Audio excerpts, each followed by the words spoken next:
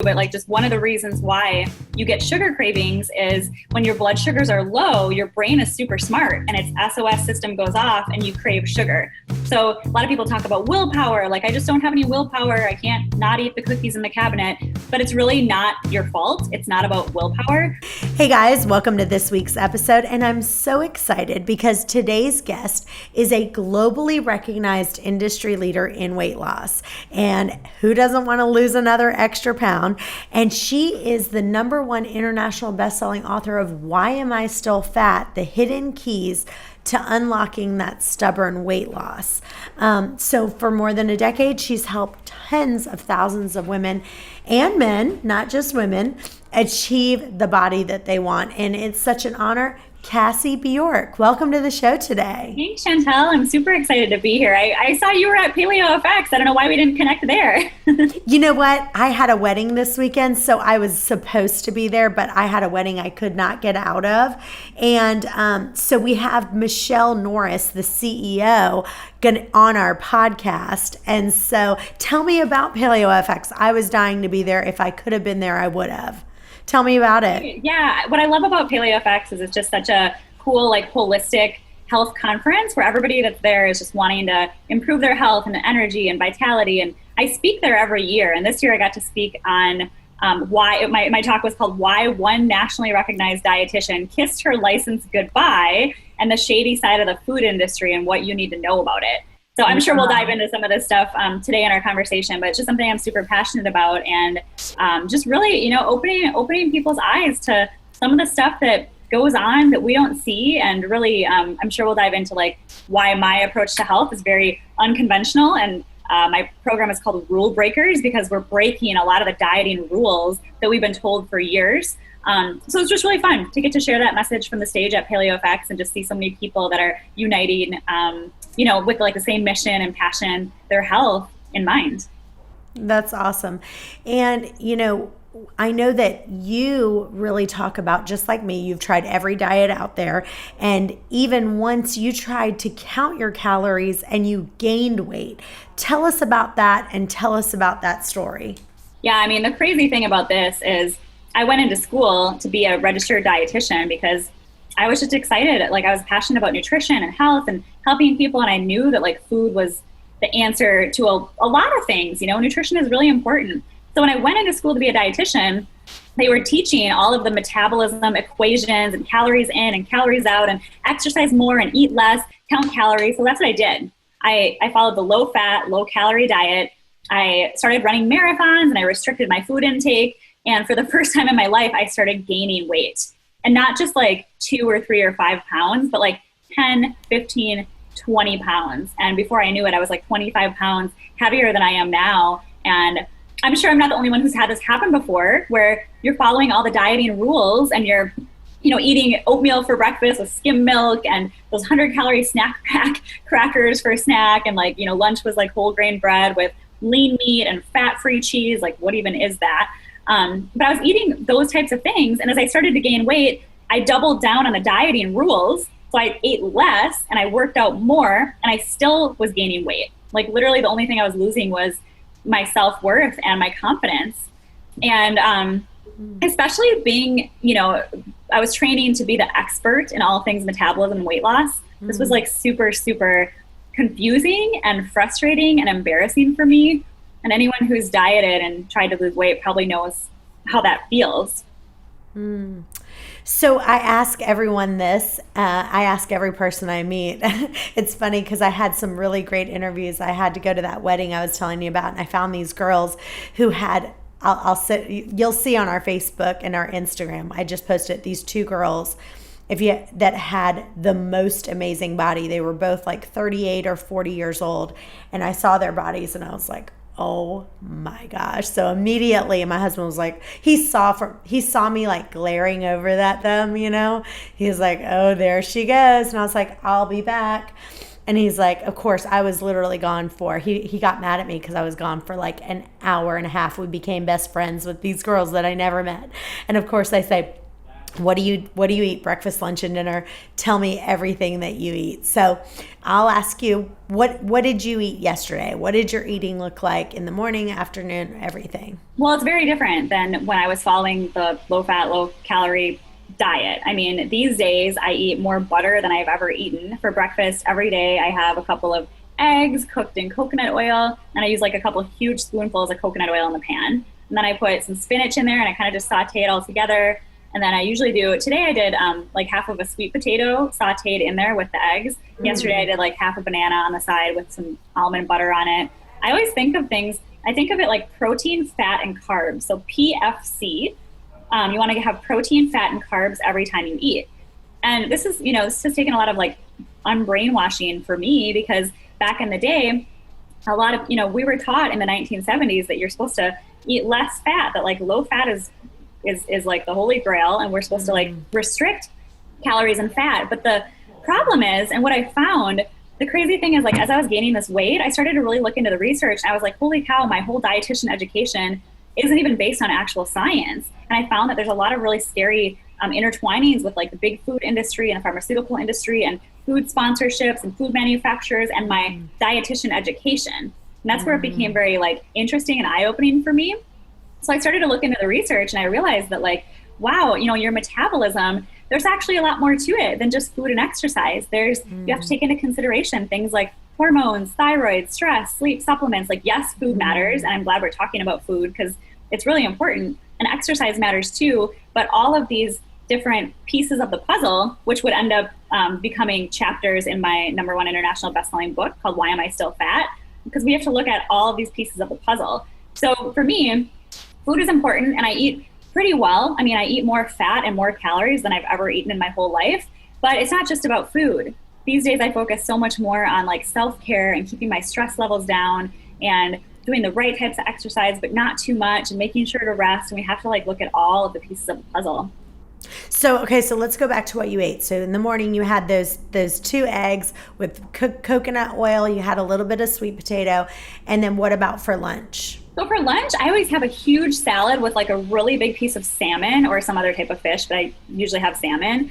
And for protein, I always try to think you want to have like the thickness and the circumference of the palm of your hand for protein, because protein is actually what boosts your metabolism the most. It can boost your metabolism up to 35% for the following 2 to 3 hours after you eat it. So a lot of us don't always think of like protein at lunch. And a lot of the times when people have salads for lunch, they get hungrier an hour or 2 later, and it's because they're not having enough protein on it. So if you don't like, salmon, you can always add like hard-boiled eggs, a couple of hard-boiled eggs. But I usually do like a huge piece of salmon. That's my protein. My carbs is like all the salad veggies. And then for fat, I slice up half of an avocado, and I also use olive oil for dressing. So that's like a pretty easy, basic lunch. Another, sometimes I do this for lunch, but yesterday I did this for a snack in the afternoon. So I buy like those cans of tuna, canned salmon, and canned chicken, and I kind of like alternate them. Yesterday, since I had salmon for lunch, I had the canned tuna as my afternoon snack. And I literally just buy the one that's packed in olive oil. So it's like protein and fat already in the can. Open it up, and I literally just like take a spoon and just eat it. And then I'll have like a handful of grapes on the side for carbohydrates. I'm getting in like protein from the tuna, fat from the olive oil, and carbs from the grapes.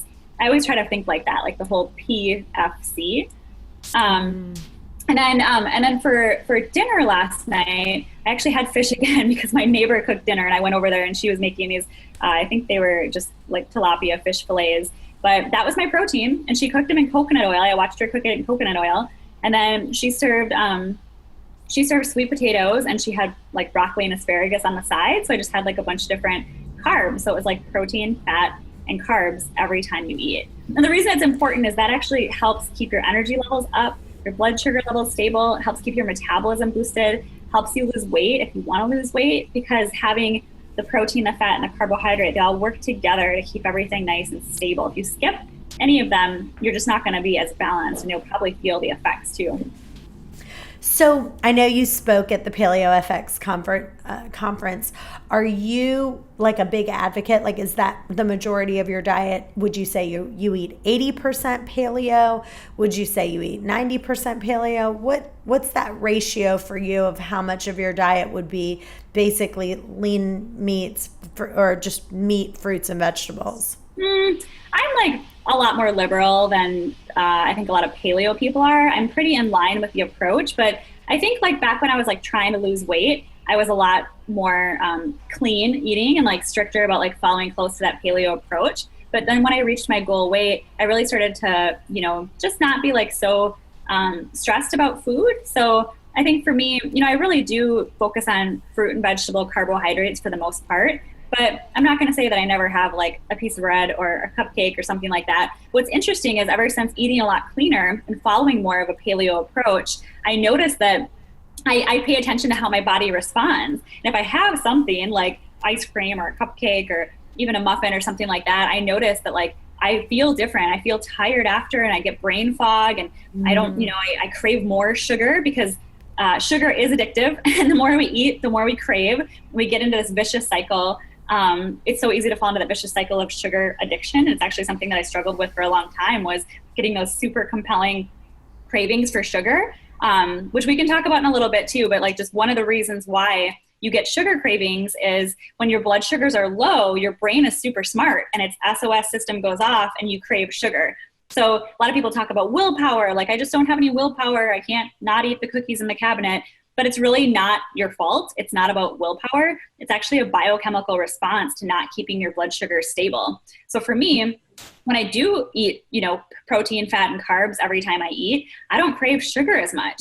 And we see this with our weight loss coaching clients in our Rule Breakers program. Like, a lot of them were craving sugar because they were following these like low fat diets and they just weren't eating enough, or they were having salads at lunch, but they weren't having like enough protein on it, or like maybe not enough fat on it. And if you're skimping on calories, or especially protein or fat, you're going to crave sugar because your blood sugar levels will drop. And anytime they go down, your brain wants them to go up. And then you start riding this blood sugar roller coaster and you get cravings all the time. So the goal is to keep things super stable.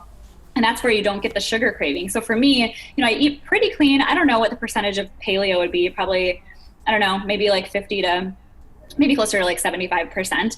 I don't think about it too much. I basically just always think about like eating protein, fat, and carbs and just doing the best that I can. And also when I like don't eat very well, I feel the effects. So then it encourages me to get back on the bandwagon type of thing. So let's say that 75% of the time you're eating a paleo diet, and then would you say like, what does that equate to for you? So would you say like when we're talking about having, let's say you were going to have cookies or ice cream or pizza or whatever it is that you made that decision, hey, I'm going to go ahead and indulge on this. Would you say that equates to twice a week or 2 meals or once a day? How do you kind of process that in your head of where you go, hey, I'm kind of eating clean here. But would you say like every day I kind of have something, or would you say every week, twice a week I have something? How does that work in your mind? Yeah, it's probably I don't know, sometimes every day, sometimes it ends up being a couple times a week. The way that I look at it, I don't deprive myself of anything, but I do create space between when I want something and when I have it. So if I'm craving like dessert, I'll wait for like 10 minutes and see if I'm still craving it. And if I am, I'll have it, because I'm sure we can all relate to like trying to avoid something and then you end up having like way more of maybe something else. Like, yeah, like if you ever have had like low fat ice cream, it's like terrible because ice cream is fat. So when they take out the fat, it's disgusting. So then you end up eating like the whole carton because you're not satisfied anyway, instead of just having like a regular serving of like actual full fat ice cream. So the way that we teach our clients too in our program is just like, so many of us women are used to restricting and depriving. It doesn't do us any good. And also when we go off the deep end and we end up like sort of binging on these foods that aren't good for us, then our body has to spend days trying to recover from healing like all the inflammation that happened as a result. So it's actually better to kind of like space things out. I mean, that's more of like what a balanced approach is anyway. So when I was saying that I'm not 100% paleo, I think what I was really thinking about was like paleo is dairy free and they grain avoid free. Yeah, and like I'll still have some grains. I don't think they're good for anyone really, so I don't really buy them. But if I'm out somewhere and there's bread at a restaurant, I might have a piece or something. But I actually try to stay away from it because I notice that when I eat sugar, because all carbohydrates, even bread, turn into sugar in our bloodstream, I crave more. And like I don't really like doing that to my body. I was kind of thinking about the dairy part though, because I do put heavy cream in my coffee every single day. Mm-hmm. My body feels really good having heavy cream, and it's just an easy way to get fat first thing in the morning. Mm-hmm. Not half and half, like, but like full heavy Heavy cream. cream. And that's not paleo, because a lot of people are sensitive to dairy. So if it's something that you're sensitive to, it's obviously not going to be good for you, and it's going to cause inflammation in your body. So you kind of have to like know yourself too. Yeah, yeah. I love when you said that statement. You said that you create space. Talk about that for just another second, because I really like that statement. So you're saying, like, let's say I really want a cupcake. Maybe you'd say, okay, right now, maybe I'll go have a cup of tea or I'll have a cup of coffee, and then see, I'll wait 10 minutes and then go, do I still really want it? Like for me, coffee really helps me. Like after dinner, for whatever reason, or after lunch, I always want something sweet. So for me, if I have a cup of coffee, it kind of, that 10 minutes where I'm like, oh, I really want something sweet. I really want something sweet. That cup of coffee actually allows me to create that space. And then after 10 minutes, I can go, you know what? I don't either. Yes, I still really want it, or no, I won't. Is that what you're talking about? Yeah, it's so funny. I'm smiling 'cause I'm thinking about how I went like shopping the other day, and I do the same thing with shopping. I'll be like, oh my gosh, I really want that. I really want that purse. But then I go home, I don't buy it. And like, I think about it for a couple days, and like, I really don't care about the purse. I don't need another purse. But if I really wanted it, I could go back and buy it. But so I use this approach for more than just food. But yeah, how it relates to food is, I'm thinking about a coaching client that I had a while back. Her name was Jackie, and she had this huge sweet tooth, like totally addicted to sugar. She was a doctor, so she worked in a hospital setting. And she said every time she'd walk by the break room, there'd be donuts, cupcakes, cookies, and she'd just get like a craving, even just thinking about the break room. And she'd always just, every time she walked by, she'd walk right in. And that was her biggest weakness, and it was like her biggest challenge in our weight loss coaching program with her. So I used this technique, and I said, let's just create some space. So you can totally still have the donut, the cupcake, whatever it is, you're going to eat it. You can eat it. Nothing wrong with that. But let's just like create a little bit of space between, thinking of the break room and just like going in there and like demolishing that donut. So what we did is we had her start by just, she started by just walking down the hall, turning around and coming back. That's all she would do. And then she'd go have the donut. And then the next step was creating a little bit more space. So then I had her just, go sit down for a minute, like timer on your phone for a minute, write down how you're feeling, and then go have the donut. Like, again, you still have permission to have the donut. You can do it if you want. And then, we had her set the timer for like 5 minutes and write down how she was feeling and then go have the donut. And then we had her, go do a different task, go see another patient, and then come back. And eventually there was so much space. She was like, I actually never really even want the donut. Like, a lot of times in like the journaling process that she was doing, and journaling sometimes I think can seem like such a like simple tool. Like, I don't know, like nobody wants to journal. It doesn't sound that fun, but it's amazing the revelations that can come from just writing down how you're feeling. She noticed that like oftentimes she was stressed, and that just by, journaling about whatever that was, or calling a friend, or like just getting that out in a healthy way would make her not really have to have the donut. Other times she realized she was actually hungry. When we crave sugar, a lot of times we're actually hungry. So if you can kind of like identify the root of it, and it doesn't mean that you can't have it, but it's interesting how eventually she just didn't even want it. And I think giving ourselves permission, like this is why my coaching program is called Rule Breakers, because we are so, anytime we're given a rule, like I want to break it. Like when someone's like, don't touch this, I'm like touching it, And I think the same with food. When we're like, I'm on a diet, I can't have it, then we eat all of it.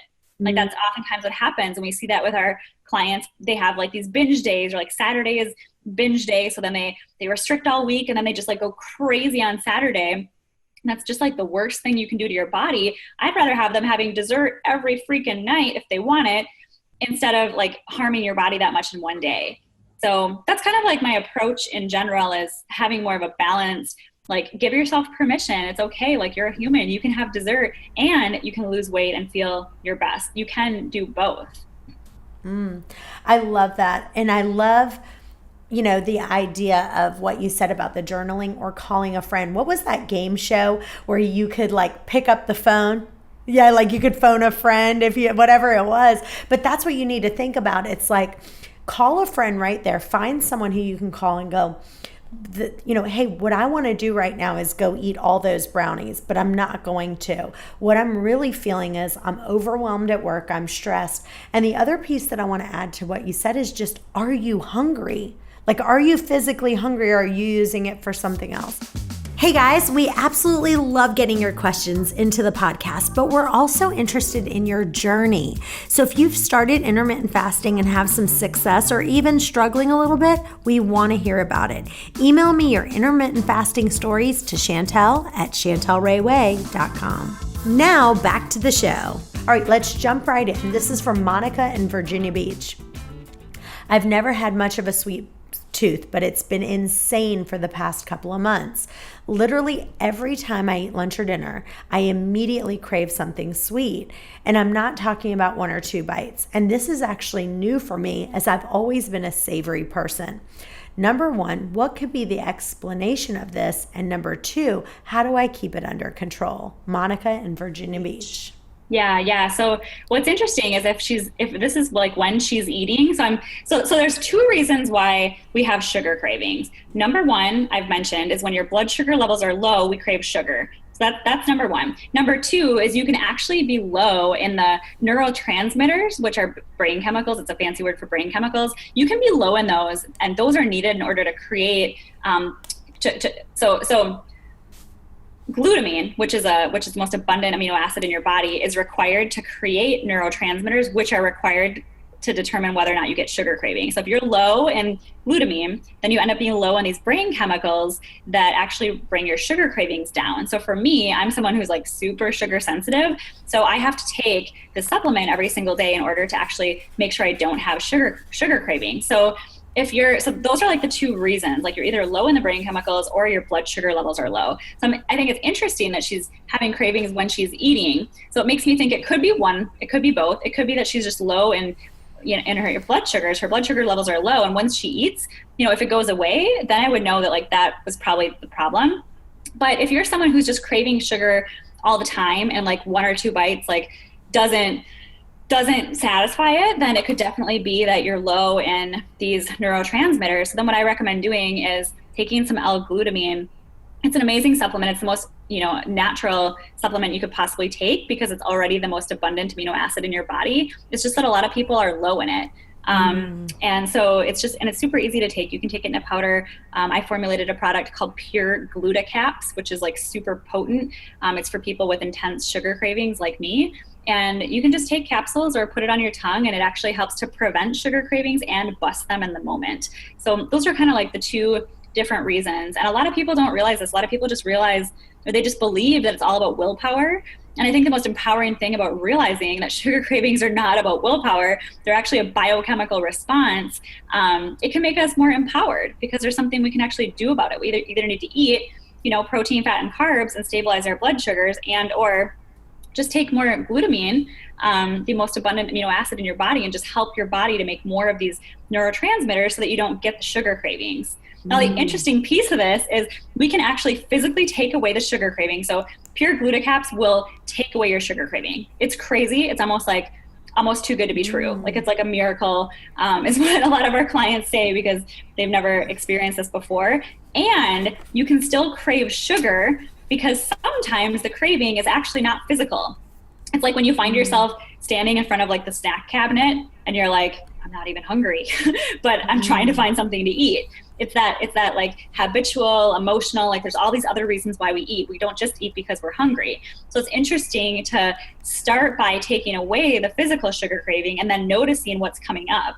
And oftentimes that's the really uncomfortable part, where we're like, oh, like I'm just really sad, or I'm like just really stressed out, or why am I even, like really digging down to like, why am I even craving sugar right now, because I'm not physically craving it and I still find myself standing here. And that can be where like a lot of really interesting answers come from and emotions can come up. And I think that's where some of the really powerful transformation happens, is in those moments. So those Pure Gluta-Caps, talk about that. Do you have that somewhere on your website that people can go to? Yeah, so I actually have a supplement company called Real Food Vitamins, Mm, and the URL for that is rfvitamins.com. And okay. those are on there. That's probably like our best-selling supplement because, Mm, some supplements you take, they all work if they're high quality, but like you might take a multivitamin, and I would say probably half of our clients feel better because I put a lot of B vitamins in our multivitamins, so it gives them energy. And people that have really good energy levels already might not notice a huge difference. So mm, like they might take it and be like, yeah, I don't know if I really feel different, but I'm still going to take it because I know it's like filling in the nutrient gaps and like, helping below the surface. But the thing with glutecaps is if you're someone who gets sugar cravings, you will notice a difference. Like wow. you will send me an email like after taking just a couple of these because your sugar cravings will go away. So that's why it's like one of my favorite supplements to talk about. Also because I struggle with sugar cravings, and if I don't take those every single day, I will get sugar cravings and have to battle that sugar dragon. Mm, So it's just a simple thing. Like I love these like simple hacks or like just simple boosts that you can add to your everyday life to just make things easier for you. wow. Now, so that site, I love that it's called Real Food Vitamins because I talk about all the time about how mad I get when I see the supplements and all the magnesium stearate and all the chemicals that are in most of these supplements. Do your supplements have like magnesium stearate and all of that in yours at all? So there's no fillers, there's no additives. The crazy thing about supplements, and this just gets me so fired up too, is the whole reason I even developed a supplement company is I never realized like how shady the supplement industry was. Even as a Yes. dietitian, like nobody told me. And you guys might be familiar with like in 2015, the New York State Attorney General's office released this report that 4 out of 5 supplements on store shelves didn't even have in them what they say they had in what they say on the label. Like literally Wow. like GNC, Target, Walgreens, Walmart, these major retailers, they have these bottles of supplements, and on the label it says something, and 4 out of 5 of these supplements when they tested them didn't even have anything they said on the label. And so like what did they have? They had like gluten, they had fillers, they had additives. They actually had a lot of stuff in there that can be inflammatory, which means I had clients coming to me trying to lose weight, and they were taking these crappy supplements, from places that they thought were reputable, and even places like, health food stores and places that these places aren't regulated by the FDA. So they were taking these supplements to like help them lose weight, and it's actually causing weight gain because when you're putting inflammatory, things like these additives and fillers and stuff in your body, you're going to gain weight. So it's just crazy. Like nobody would think to blame supplements on that. Wow. So that just got me really passionate when I saw like supplements aren't regulated. So what you want to look for is pharmaceutical grade supplements that are third party tested. And that means they're actually being tested by a third party outside of their organization to see if what they have in the label is on there. Those supplements are only offered through licensed healthcare practitioners because they actually work, and you're supposed to that's why. And then also, they're usually more expensive because it's like, we pay for this every single, this is expensive to have a third party come in and actually test all your supplements to make sure the stuff in there is in there. So yeah, I'm super passionate about this because it just drives me nuts. I always tell people it's better to take no supplements at all than to take ones that could potentially Yes. be harming you.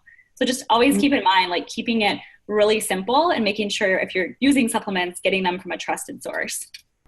Wow. All right. This next question is from Heather in Heather in Suffolk. Her question says, I work at Starbucks and have noticed a huge shift in milk choices. For years, the people who wanted to eat or drink healthy were ordering soy milk in their coffee, and now all they want is almond milk. Nowadays, I'm shocked when someone orders soy. What caused the shift in milks? Is this just another trend? And did we find out soy milk is bad for us? Yeah, it's a good question. It's definitely not a trend. Almond milk is definitely healthier. So the reason why we believe that soy is healthy is because of how it was marketed to us. So the media has called soy heart healthy and like a good source of protein for years. But the media is also telling us that like eggs are bad for us and whole grains are good for our hearts and things like that. So I do not recommend soy. Soy can actually, they recommend soy because it lowers cholesterol, which is a whole other conversation we could get into. Cholesterol is actually like a really important nutrient. Without it, you would die. So I'm not a huge advocate of like lowering cholesterol and low cholesterol diets and all of that. But soy can actually mimic estrogen in the body because soy isoflavones, which is part of soy, these are a class of phytoestrogens in the body. So altering estrogen levels is not beneficial for men or women. For men, this can actually decrease sperm production, lower libido, cause weight gain, and higher levels of estrogen can really put women at risk for, for a greater chance of breast cancer and lowering fertility. It also messes with your thyroid.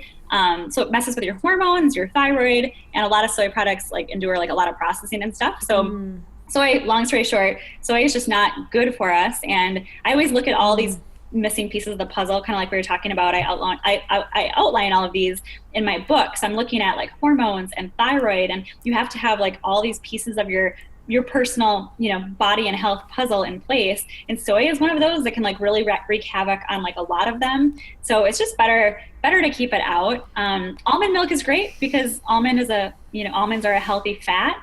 So it can actually be good for your metabolism. And coconut milk I like even better than almond milk because it has more healthy fat in it.